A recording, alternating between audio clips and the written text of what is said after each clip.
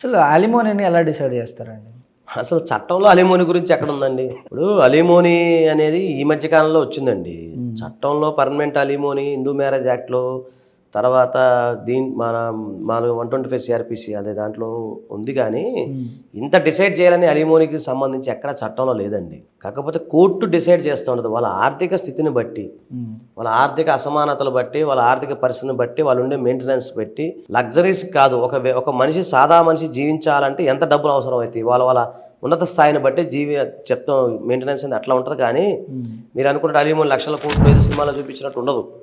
కాకపోతే ఏంటంటే ఒక స్థాయిలో ఉన్న వాళ్ళు ఏంటంటే ఎందుకు ఇక ఈ దరిద్రాన్ని తొలగించుకోవాలి అనుకున్నప్పుడు ఒకళ్ళు కూర్చొని బయట అవుట్ ఆఫ్ కోర్టు కూర్చొని ఇంత అలిమోని ఇస్తే మేము వెళ్ళిపోతాము అని చెప్పేసి అలా తీసుకొని మీరు సెటిల్ చేసుకున్నవే తప్ప ఇంత అలిమోని ఇంత డిసైడ్ చేయాలని చెప్పేసి ఇప్పటికైతే ఎక్కడా లేదు.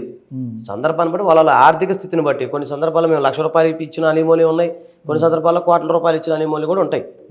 అదేం సంబంధం లేదు. వాళ్ళ ఆర్థిక స్థితిని బట్టి అవుట్ ఆఫ్ కోర్ట్ సెటిల్మెంట్ బట్టి మనం అలిమోని అనేది డిసైడ్ చేయగలుగుతాం.